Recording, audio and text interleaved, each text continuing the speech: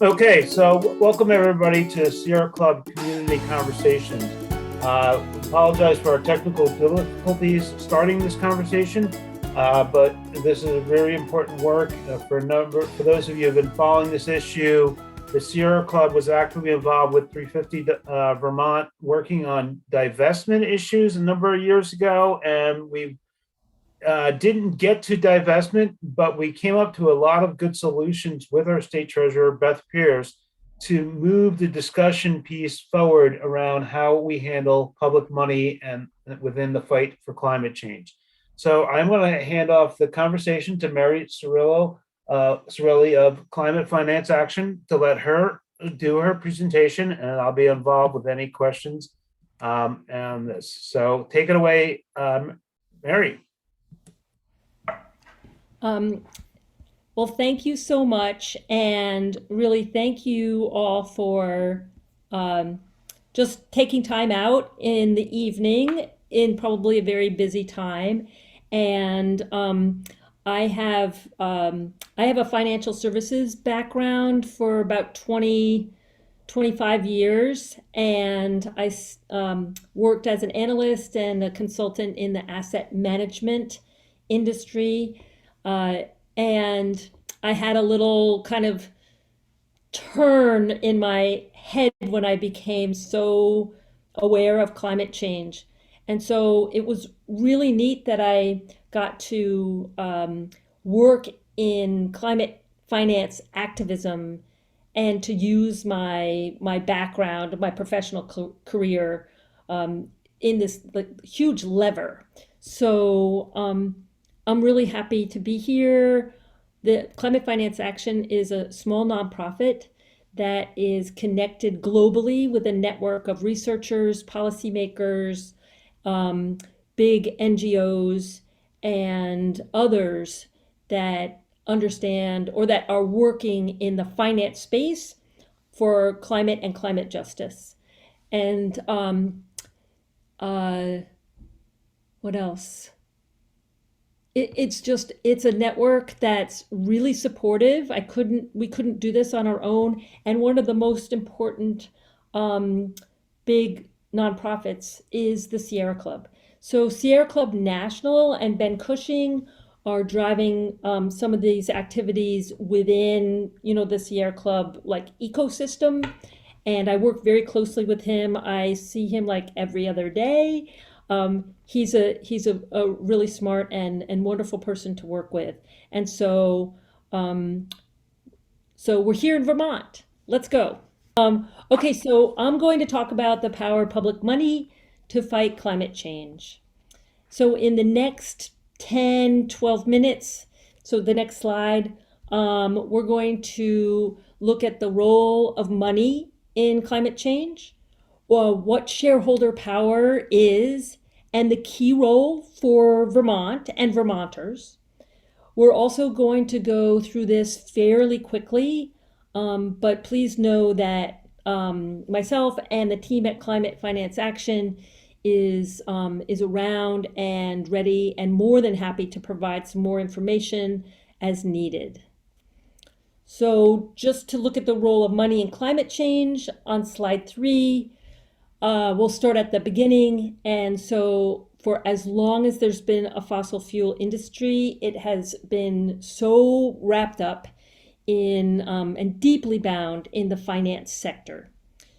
And despite the growing urgency of the climate crisis, we know that the finance industry continues to invest in and expand its investments and financing for fossil fuels as well as deforestation companies.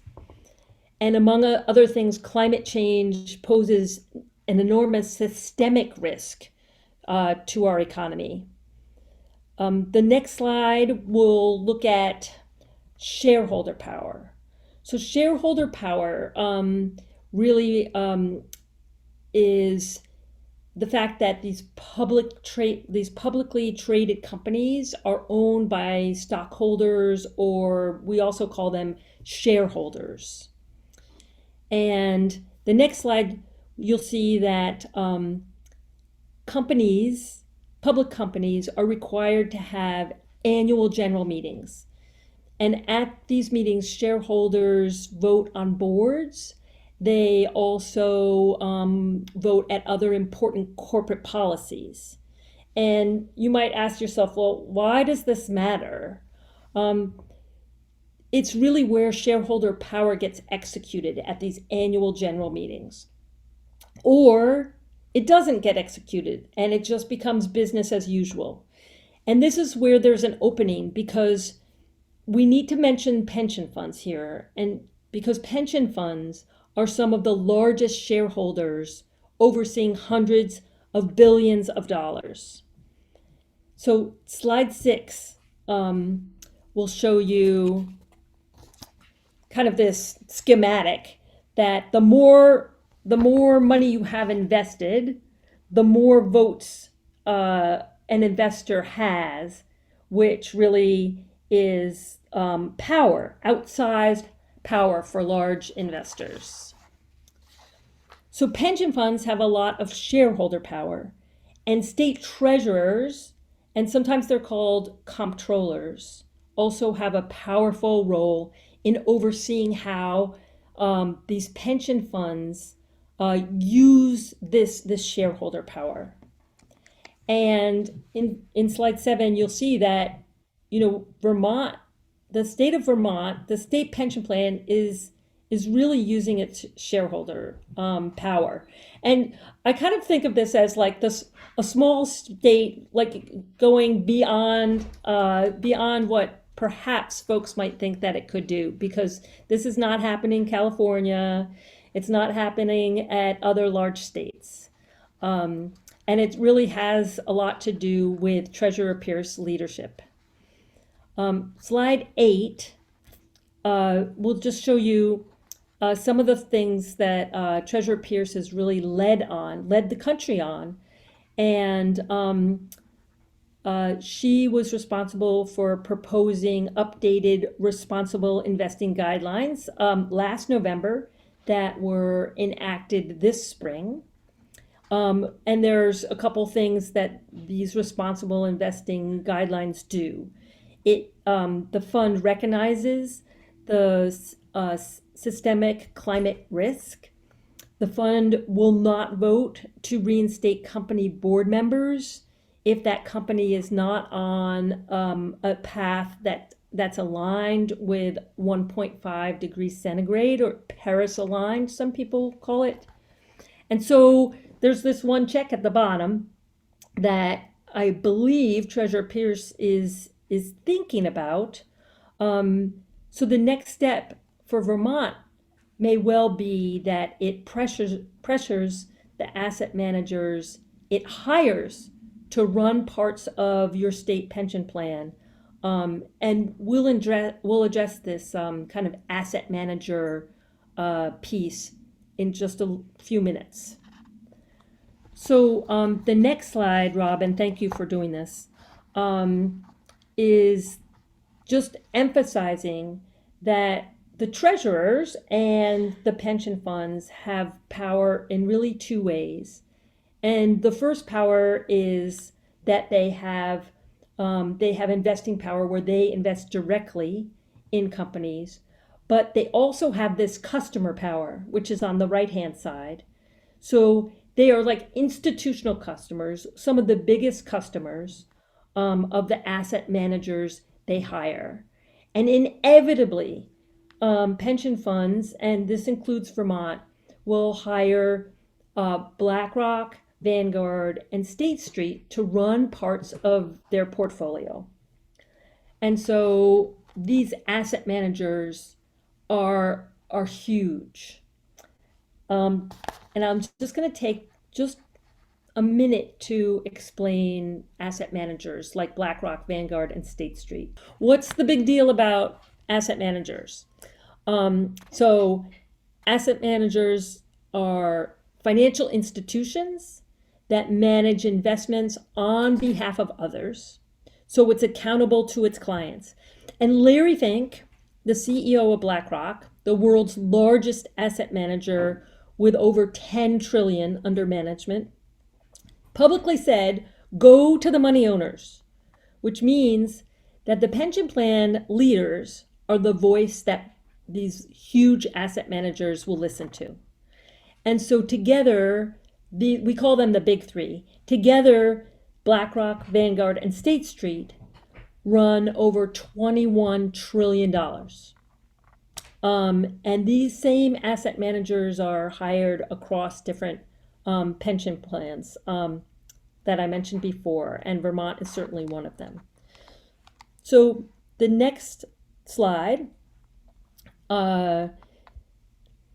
just asset managers managing these portfolios on the behalf of the pension plans and their beneficiaries, teachers, union workers, all your state employees. They really have a responsibility to enhance returns and decrease the risks in the long-term interest of retirement the folks that are saving for retirement. And so the severe systemic and escalating nature of climate change puts the value of these portfolios in a risky position, maybe unprecedented risk, which can't be really eliminated through divestment or any kind of hedging. It has to be dealt with head on. And these asset managers have really a long way to go in terms of using their own shareholder power. And you'll see here, in terms of BlackRock, it has increased its support for climate-related issues, but it's still rubber stamping these leaders at companies that are really wrecking the planet. So really, asset managers and to some degree pension funds have really can really effectively define what really constitutes the right corporate governance or the behavior of company leaders when it comes to climate and as well as other issues. So the other thing that is changing, but a little bit too slowly, is that these boards of directors have been shielded, especially these carbon intensive companies like your oil majors, your utilities. They've been really shielded by this lack of demand from big investors. And so the data shows that these asset managers especially have rubber stamped CEO pay packages.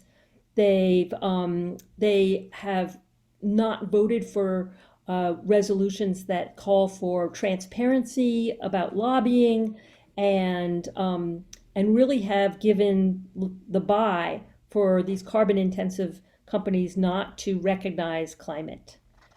But state treasurers and comptrollers can use their shareholder power to push these high emitting companies to change and bring those asset managers along with them.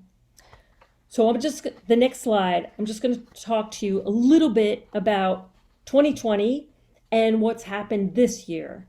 And this was a really amazing work. And you'll see the states up there, and they represent the treasurers that stood up to Lee Raymond. Lee Raymond is in the bottom left corner, and Lee Raymond was the former CEO of Exxon. And so Raymond, in his role at Exxon, was the king of climate denial. He was the guy who created the climate denial, just what Exxon knew. Well, that's what Lee Raymond knew. And he sat on the board of JP Morgan Chase, which is one of the largest global banks, and it happens to be the bank that's the largest funder of fossil fuel companies. So there was grassroots demonstrations, there were social media campaigns, and constituents in these states engaged their state treasurers and then the New York City and New York State comptrollers. And we called for those leaders to stand up and say publicly that they would vote Lee Raymond off the JP Morgan Chase board, um, and remove him from that leadership position. And guess what? He was asked to leave, and Jamie Dimon, the CEO of JP Morgan Chase, had like became untenable, and so this guy left. Um, so that was a real coup and a real win, and it showed that these state treasurers really were leaders in terms of using that shareholder power. So I'll just identify one amazing thing that happened this year. And on the next slide, there was what we did was a real escalation. So this year, climate finance activists uh, really dealt big oil a stunning defeat with what happened at Exxon this May. And the largest shareholders of Exxon voted for new board candidates nominated by a very small activist investor, but also was organized and buoyed by the largest shareholders of Exxon, which included pension funds and, of course, the big three: BlackRock, Vanguard, and State Street. So Exxon found itself in this position of three of its board members were packing up the next day, and the new directors were brought on to help steer Exxon away from its oil and gas business. We're still waiting for that to really escalate, but with new leadership, I think Exxon is going to either change or go away. So also, your state treasurer, Beth Pierce, was a large player in this defeat of Exxon's board members. She was also calling for the separation of CEO and chair of the board at Exxon. And I was at the shareholder meeting, and she was fierce. She was amazing. So let's talk about Vermont. The next slide, I just want to reiterate that that Treasurer Pierce has really stepped out and is recognized by across the country, and she's really led the pension board to use its shareholder power. She's also formed an ESG committee that she chairs, and ESG means environmental, social, and corporate governance. And that really will scrutinize the state pension plan's direct investments. But we know that she's also demanding much more from the asset managers that the pension fund hires. And so she's really looking at hard at the metrics that the pension fund and the asset managers use, and really assessing these environmental, social, and corporate governance risks as just good investments. Let's see. We have just a couple slides to go, and so I just want to spend a moment on this kind of complementary, I like to call it complementary tactics.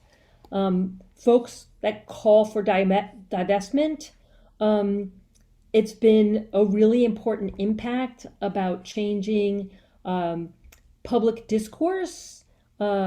Issues of investments in fossil fuels have really come to the forefront, both politically as well as financially.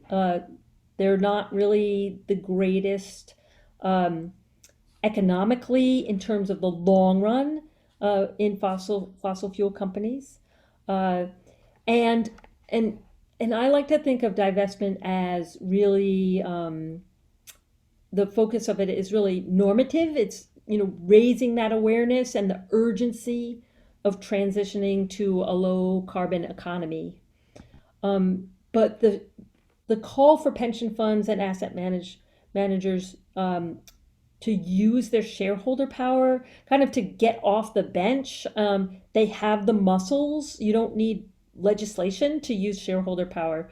It's really building, and this proxy voting for environmental, social, and corporate governance issues is it is really moving to the forefront if you're like in that world. And we know that grassroots, the call from grassroots and stakeholders is really important. So we're in the firm belief that financial institutions have got to go beyond divestment alone and develop some more sophisticated approach to really influencing our total global economy, not leaving utilities, banks, auto manufacturers, or consumer good companies that cause some horrific deforestation on the table. And the oil and gas and those other sectors have changed because of this shareholder powers, the demand for transparency, the demand to account for greenhouse gases, and the demand to not have these corporate governance failures and folks like Lee Raymond on board positions of power. And I'll just close with just another nod to the Sierra Club and your relationship with Treasurer Pierce and her staff. And I feel like Rob and others are really informed and ready to engage with a deep relationship with our public officials in order for them to either see different pathways or go down the path that Treasurer Pierce has gone down to really work with that, the power of money. Check. Thank you very much, Mary. So I just want to add on to it. Some of the things that you just talked about there is we had gone through this divestment campaign with 350, and then the treasurer agreed to do an independent study that eventually the Pension Consultants of America did a study for Vermont, and basically in that they basically determined that the usage of divestment would be too cost prohibitive for the state of Vermont to proceed forward onto that, and basically because of the it would be too costly to put screens against fossil fuel industry in our pension funds. And one of the things that actually took us by complete surprise is the treasurer, in lieu of it, she was like, here, I'm going to come up with these steps to move forward on the conversation. I'm not just going to rub it in your face and say, I proved you all wrong. And I proved you wrong. Divestment is not a tool that those who are working on pensions are recommending for the state of Vermont. And so one of the things that was most surprising is when she was reformulating their ESG policy, she called in a whole line of these investment managers to come into the state of Vermont. Somebody from State Street, Vanguard, I think, came. I don't. BlackRock didn't come, but she had like 4 or 5 of their investment managers come to Vermont, and we sat around in this room with these investment managers and talked to them all about climate assets and climate risks and climate stranded assets. And that was the kind of one of the most powerful moments I have ever experienced within a meeting within the state of Vermont. We had people who are managing billions, if not trillions of dollars in Vermont, listening to climate activists saying, hey, we have to respond to this. And that was one of the things that was just kind of like, they were starting to go in the way. You like how you said Vanguard has been shifting. So I see it as this was a great path moving us forward to let's get to the point of where the rest of the world is not. investing into these funds, but let's make sure these investment managers are following what our principles are at. So I see the strength of that. And then another thing I wanted to add on to that is something that you didn't bring about is I know Treasurer Pierce was deeply involved with disclosure issues with the SEC. Do you have any experience with that? Did you follow that at all, Mary? Well, right now, the SEC uh, is seriously considering mandatory disclosure, um, so that these companies must disclose their climate risk in certain areas. Gets a little technical, but certainly I can I can send you some articles that I've read. There's been open comments for the SEC, and I know that certain treasurers have had conversations with Chairman um, Gensler about the mandatory disclosure. So, I mean, that's going to be a real coup because if the SEC says you have to disclose, then it makes life a lot easier to do the work necessary to really understand the E of ESG. So actually, does anybody here have any questions? Since we have a small group on here, you can unmute yourself if you have any questions. And it looks like Greg.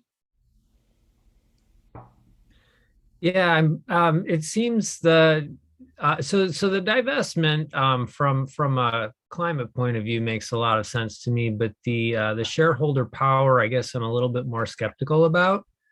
Seems that that would be a conflict of interest. Say if you were had shares in ExxonMobil and you were telling the managers, hey, I'm a shareholder, so I want you to make money for me, but I don't want you to pump fossil fuels out of the ground, which happens to be your business.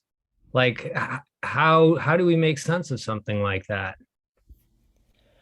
Well, Greg, that's a really good point. But uh, when you have your invest you're an investor owned company, and so if you look at Exxon compared to other oil majors, Exxon has done much more damage.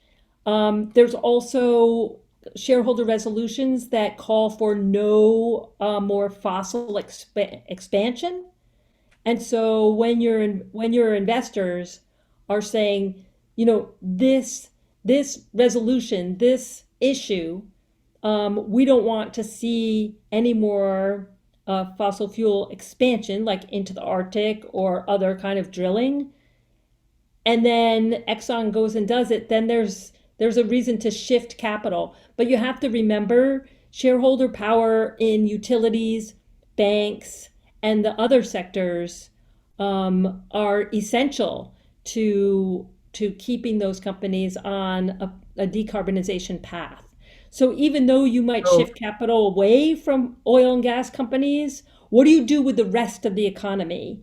And when you divest from a company, inevitably, especially with toxic assets, your private equity firms are snatching those up, and now those assets are behind a curtain. So I'm not advocating for big institutional investors to stay with fossil fuel companies, but they certainly have a voice to play, just like we saw at Exxon and at other companies that to oust those old directors that are creating strategy for a company and to put in new. There are fossil fuel companies that have moved totally to renewables. One is Ørsted, used to be an oil and gas company, and now it's a offshore wind company. So, um, it's a fine line. It's nuanced, but it does cover the whole portfolio. And right now, our pension funds uh, other than CalPERS, are holding less than 5% of their assets in oil and gas companies. So what do you do with the rest? Okay, yeah, the rest makes more sense to me. But yeah, I guess I'm still skeptical of the oil and gas. I can think of other examples where like BP 10 or 20 years ago said, oh yeah, now we're beyond petroleum, and they tried out some wind farms, and then it was just a bunch of greenwashing. So yeah, I think there are examples for companies that have successfully pivoted and others that where it's just a bunch of greenwashing.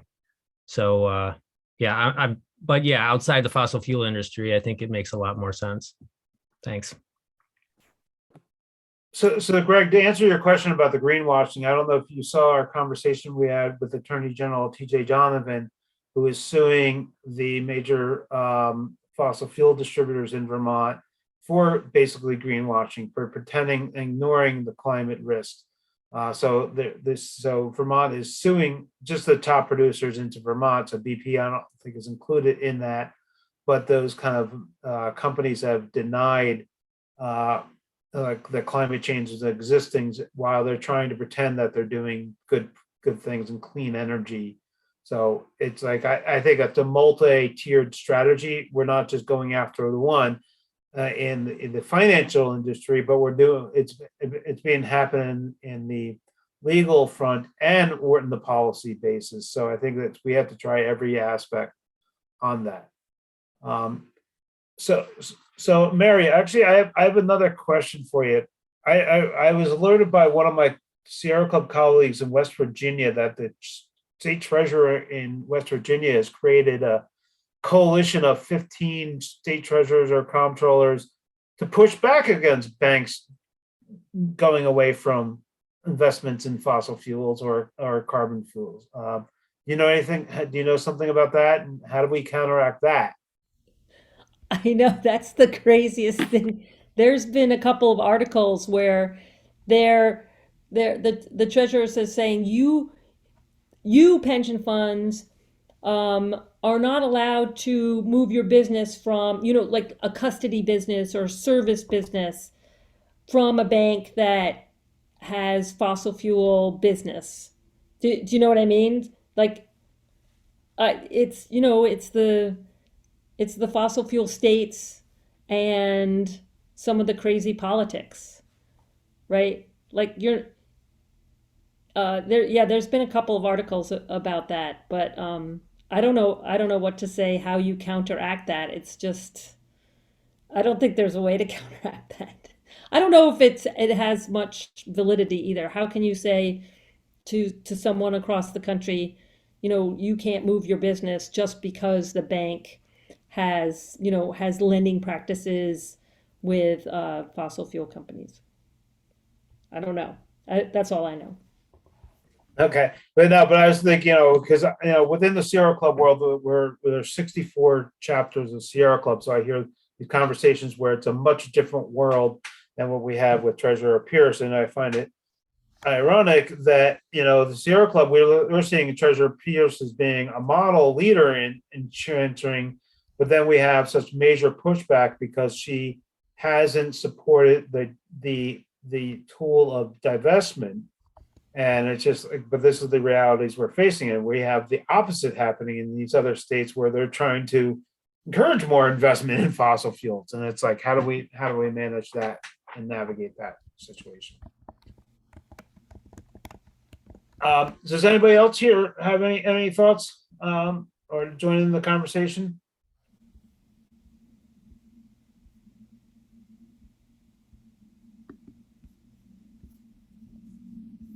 I'm Mary. I'm Nathaniel Schoaf. I'm a lawyer for the Sierra Club, but based here in Montpelier. Thanks for your presentation. My question for you is, if there was a policy that Vermont should change, that Secretary Pierce should change, what do you think that is? I don't want to be in a position of only thanking our elected officials. I always want us to be pushing them for more and more and more. So if you could identify one thing that Vermont should do differently than what it's currently doing, what would that be?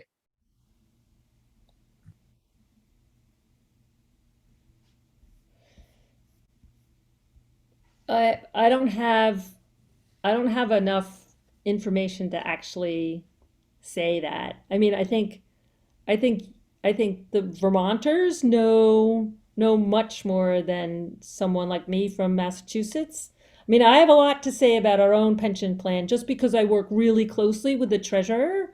Um, and um, and I know for a fact that that treasurer's office has to organize their for one, the treasurers have lots more jobs than just the pension fund.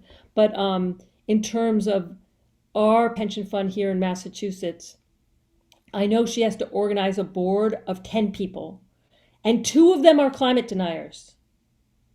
So, like, once you realize the work that someone like that has to do to actually move something along, and sometimes you just don't get everything you want, right?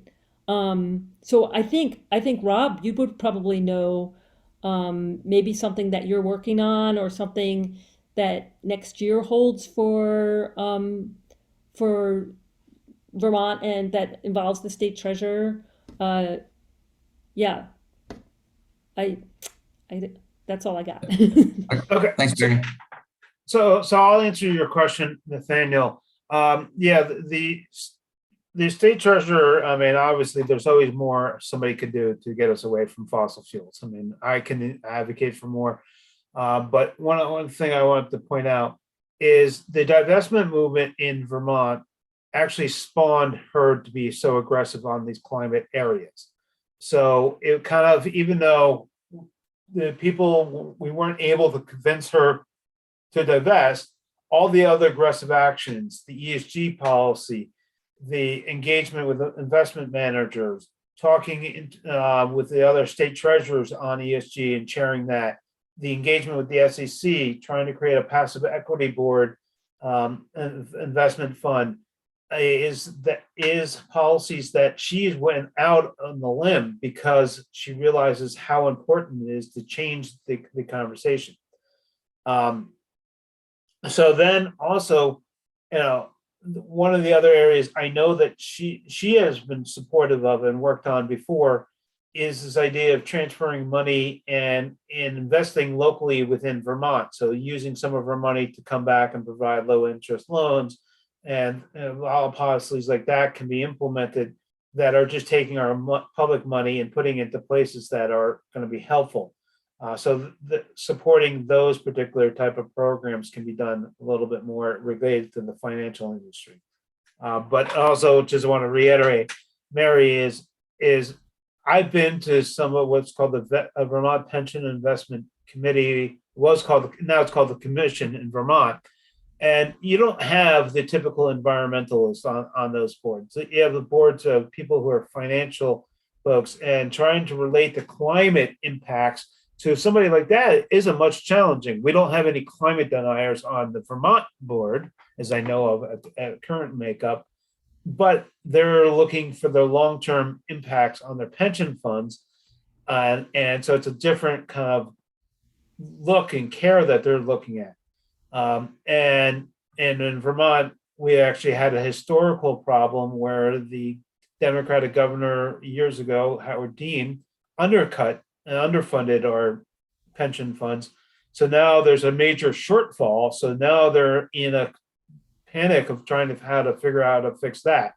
So going into the divestment route and with our pension funds, there's a whole other can of worms that needs to be dug into.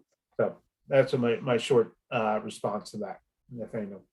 Yeah, and I'd also want to just reiterate that these shareholder guidelines, these shareholder power guidelines, which I look at as responsible investing guidelines, to actually keep the companies in the portfolio on a 1.5 degree or Paris aligned track is powerful because it does cover the private equity portion of the portfolio in Vermont and as well as in other states. And so, now it's the time to see action on that. Uh,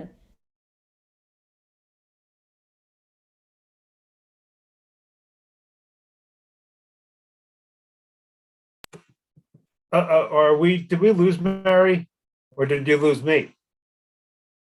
No, I think Mary froze. Wow, we're having the worst technology day possible Professionals. ever for. There you are back, Mary. We lost you there. Oh, with the shareholder power? Yeah, like somehow it completely cut out. You froze up. So Oh. yeah, like.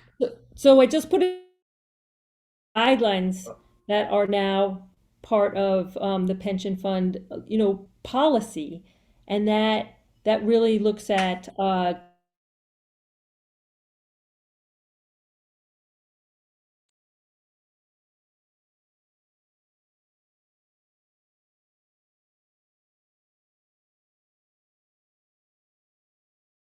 Okay. Is anybody still here besides me? the call for divestment is one thing, but when you reframe it like this, investment professionals can actually, feel better about doing their job, um, and be able to actually point to where they need to shift capital. We're going to shift it out of fossil fuels. We're going to shift it into the community, but we're not going to shift it away from, a utility stock or a consumer goods company or a bank. That would be imprudent. That would be that, Rob just talked about the shortfall. And so this way, this reframing really covers much more of the portfolio. Check. Good, thank you, Mary. And apologies once again. I think we're having major technical issues today in every aspect of this. Maybe the financial industry is getting after us and like, let's cut this out. They bought into Zoom.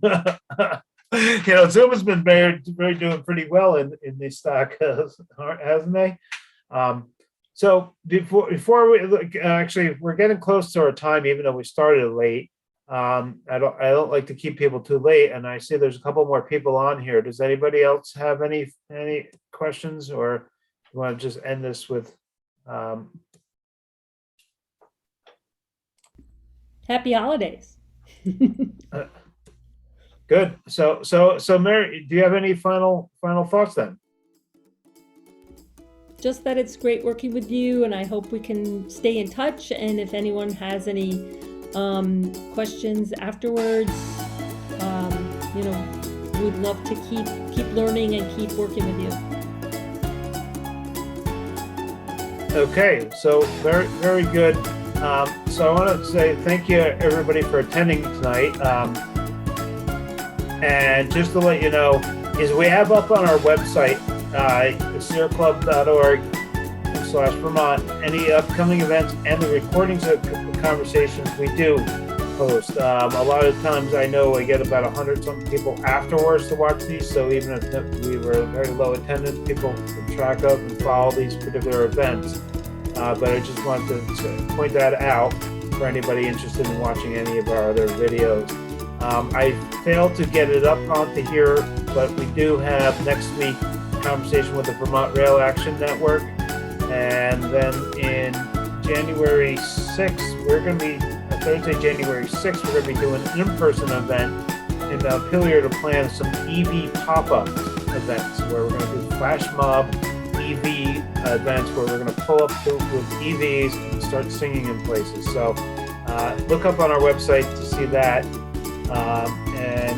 But like what I said, even within the financial world, is we have to take the front on the financial world, the legal world, the consumer world, and the policy world. So thanks for everybody who's participating here. Thank you, Mary, for joining us. And I apologize for all the technical glitches today. It's just one of those situations. And hopefully everybody who had registered, I'm going to email a copy of this link and they can watch it and hear more of your thoughts. So thank you. Thank you, everybody.